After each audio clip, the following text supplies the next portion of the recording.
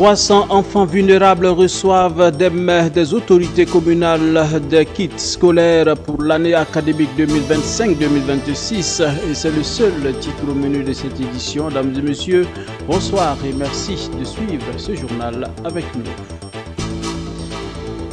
Sans transition, nous le disions tantôt, 300 orphelins et autres enfants vulnérables reçoivent de la commune de Ouagadougou de quoi participer à leur scolarité. Ils reçoivent des mains des autorités donc un kit scolaire complet chacun pour l'année académique en cours. Cette initiative de la mairie de Ouagadougou qui a débuté depuis 2021 et qui se poursuit, bien entendu, a fait bénéficier déjà plus de 700 enfants vulnérables un accompagnement scolaire et a coûté plus de 20 millions de francs CFA. Le reportage est signé Abibalaï Bourema. Dans le cadre du transfert des compétences en matière d'éducation aux communes, la mairie de Ouagadougou a mis en œuvre des mécanismes pour la scolarisation des enfants vulnérables à travers sa direction générale des services sociaux et des enfants en situation de vulnérabilité ont été pris en charge sur le plan scolaire. Ce matin, jeudi 16 octobre, la mairie a remis des kits scolaires à 300 élèves orphelins et autres enfants vulnérables de la commune de Ouagadougou. Monsieur le Président, grâce à vous et votre conseil, 300 d'entre nous auront la chance de fréquenter dans les établissements et recevront gratuitement des fournitures scolaires cette année. Décidément, Monsieur le Président, il est devenu presque tradition pour vous de penser à nous. Monsieur le Président, vous êtes un père bienveillant pour nous les orphelins et aux enfants vulnérables. Nous vous promettons pour cela de bien travailler à l'école, de respecter nos parents et nos enseignants. Merci au conseil de la délégation spéciale. Merci à Monsieur le Président de la délégation spéciale de la commune de Ouagadougou. Je me tiens devant vous ce soir afin de remercier la mairie de Ouagadougou pour l'accompagnement que j'ai reçu de leur part depuis l'année dernière. Comme vous le savez, avoir une place dans une école est devenu de nos jours un problème majeur pour les parents. Et grâce à leur soutien, je continue mes études dans un établissement et un environnement sain. Je leur promets de faire de mon mieux pour obtenir de meilleurs résultats davantage, afin de rendre fiers mes parents, mon entourage et mon pays. Depuis en 6e, on avait des problèmes pour avoir la place. Et grâce à votre aide, on a eu la place et je fais la 4e cette année. Je promets de bien travailler à l'école et respecter mes parents. Président de la délégation. Ces kits scolaires pour ces enfants de la 6e à la terminale ont coûté à la mairie de Ouagadougou une somme de 3 millions de francs CFA. Cet accompagnement de la ville de Ouagadougou en faveur de vous, mes enfants, est un acte fort pour vous encourager à donner le meilleur de vous-même pour de bons résultats scolaires. Et j'ose espérer que cela contribuera à votre réussite scolaire et je formule le vœu que vous serez des hommes et des femmes de demain, pétris de valeurs de patriotisme et de discipline. Chers enfants, vous nous promettez ces valeurs de patriotisme et de discipline? Oui! Ce soir, nous avons voulu faire un geste en plus de ce que nous avons l'habitude de faire. C'est l'accompagnement que nous offrons à ces enfants qui sont touchés par les difficultés de la vie, voilà, à avoir une bonne scolarisation. Donc, en plus des frais de scolarité que nous avons l'habitude de prendre en charge, aujourd'hui, nous avons voulu les accompagner par ce geste vraiment de grand symbole à travers le don de fournitures scolaires. Il faut noter que c'est à partir de 2021 que la mairie de Ouagadougou a commencé cet accompagnement des élèves vulnérables de sa commune. De 2021 à 2025, 794 orphelins et autres enfants vulnérables ont bénéficié de la prise en charge scolaire qui a fait débloquer à la mairie de Ouagadougou plus de 20 millions de francs CFA.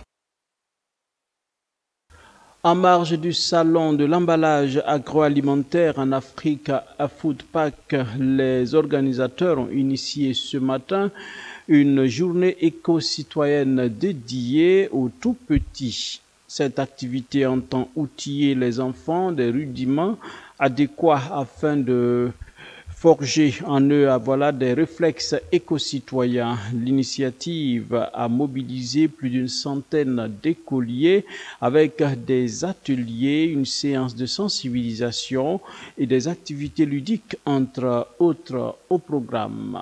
Tundasida Salam Ouedraogo était en immersion et voici son compte-rendu.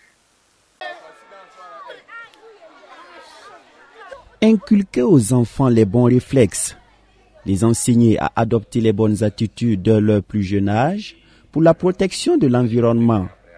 Voilà tout le sens de cette journée éco-citoyenne dédiée aux tout-petits ce jeudi 16 octobre 2025. Une initiative qui s'inscrit dans le cadre du Salon de l'emballage agroalimentaire en Afrique à Foodpack. La journée éco-citoyenne va nous permettre de recycler les sachets, les emballages et les bouteilles. À ne pas jeter tout par terre. On met les ordures dans un compost ou soit dans la poubelle. À travers une séance de sensibilisation, des ateliers et des activités ludiques, les tout-petits sont outillés pour être des modèles dans notre société. Cette année, les organisateurs de Foodpack ont ainsi décidé de mettre l'accent sur la jeune génération pour cette 4e édition du salon. Foodpack se tient depuis 2021 où on a commencé avec notre première édition et aujourd'hui nous sommes à la 4e édition. Et le point fort de cette 4e édition, c'est de mettre les enfants au cœur d'Foodpack parce que vous savez, l'avenir sont les enfants et pour avoir un monde meilleur, il faut que les enfants soient au cœur de la sensibilisation, de la formation et de l'information. Et cette journée éco-citoyenne que nous avons mise en place consiste justement à leur inculquer une base, la base du recyclage, la base du tri, la base également de comment transformer les produits pour en faire un autre usage, pour la protection en réalité de notre environnement. Et à travers cette base-là, ils peuvent être de bons citoyens demain et faire attention à leurs choix d'emballage qui peuvent justement polluer l'environnement. L'initiative s'inscrit en droite ligne de la vision des responsables du ministère de l'Environnement. Le directeur de la promotion de l'éducation environnementale et de l'éco-citoyenneté, par ailleurs représentant du parrain, a donc encouragé de vive voix. Foodpack, c'est à saluer et c'est vraiment à l'accompagner. Je pense que les activités déjà déclinées sont déjà décrites dans nos politiques. Donc c'est une mise en œuvre donc, qui est vraiment demandée de nous tous. Donc ce n'est pas seulement eux, mais c'est aussi les autres acteurs. Voilà, et en première ligne, le ministère de l'Environnement, qui est le garant donc, de la qualité de l'environnement, et avec les autres acteurs aussi pour l'accompagnement technique, financier, voilà, dans ce sens. Et je pense qu'il y a le préscolaire et le primaire, parce que les enfants, ce sont des enfants du primaire, qui ont déjà bénéficié voilà, d'accompagnement à travers leurs encadreurs voilà, pédagogiques, que ce soit au niveau du privé comme du public. Ils sont déjà donc, dans cette dynamique. Donc, c'est pour dire que cette activité voilà, vient donc mettre en œuvre voilà, ce document qu'on a élaboré avec vraiment le ministère de l'Enseignement de base. Voilà, et puis les enseignements secondaires même, ça continue aussi là-bas. Parce que là-bas, il y a des clubs écologiques voilà, qui font pratiquement les mêmes activités. Le salon de l'emballage agroalimentaire en Afrique à Foodpack débute officiellement ce 17 octobre 2025 avec la cérémonie d'ouverture. Des panels, une soirée gala au cours de laquelle les meilleurs aux différents concours, à savoir le concours de pitch du meilleur emballage, seront récompensés ou encore une journée de maracana, constitueront les articulations phares de cette 4e édition. Une nouvelle œuvre discographique et de belles factures dans les discothèques évangéliques.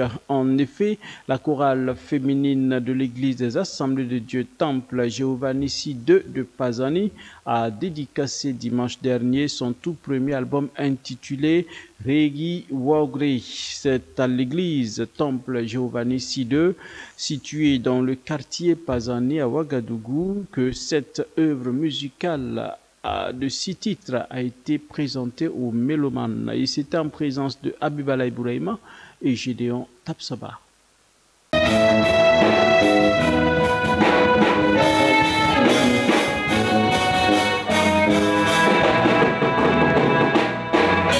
C'est le nouvel et tout premier album de la chorale féminine de l'église des Assemblées de Dieu Temple Jéhovah Nissi de Pajani. Composé de 6 titres et chanté entièrement en langue nationale morée, le nouvel album a été présenté aux journalistes et aux fidèles chrétiens venus de toute la région ecclésiastique de Tampuy le dimanche 12 octobre 2025 à travers une cérémonie de dédicace.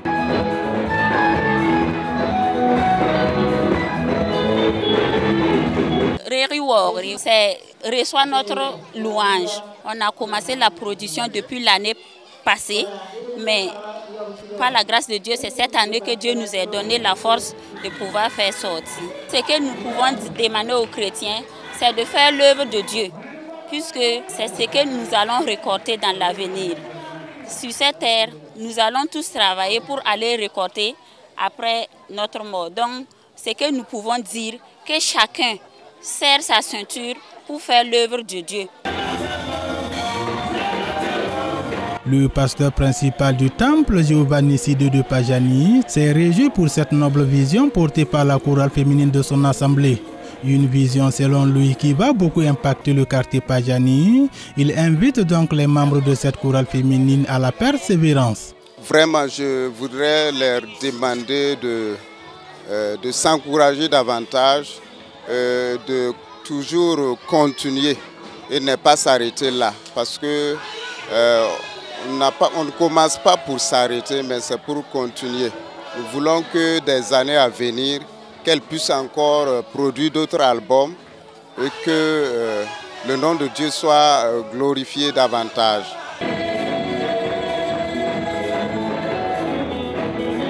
Sollicité pour parrainer la cérémonie de présentation de ce nouvel album, le pasteur Edouard Ramdé n'a pas hésité à mettre la main à la poche pour donner cette cérémonie toutes ses belles couleurs. Il s'est réjoui pour le contenu de cet album qui a été présenté par des prestations de la chorale. C'est pour nous une grande joie et vraiment une grande considération. Lorsque le pasteur Abdoulaye Sawadro est venu me voir, il voudrait me demander d'être le parrain. En tout cas, je n'ai pas trouvé d'inconvénient. J'ai accepté parce que c'est vraiment une considération. Donc j'ai accepté parrainer la sortie de leur premier album. En tout cas, vraiment, je suis vraiment réjoui pour tout ce qui s'est passé ce soir. En tout cas, je suis vraiment content. On a vu quand même que les femmes se sont vraiment préparées. Elles ont pris vraiment du temps, elles se sont vraiment données. En tout cas, voyant leurs prestations, vraiment, c'est très bien. Elles se sont vraiment beaucoup préparées. En tout cas, c'est vraiment bien. Je les apprécie beaucoup. Que le Seigneur vraiment les bénisse et les accompagne toujours à aller de l'avant. Un premier album de belle facture sorti, la chorale féminine du temple Jéhovah Nissi de Pajani se donne pour perspective de produire davantage des albums évangéliques afin de faire entendre l'évangile ceux qui ne l'ont pas encore entendu.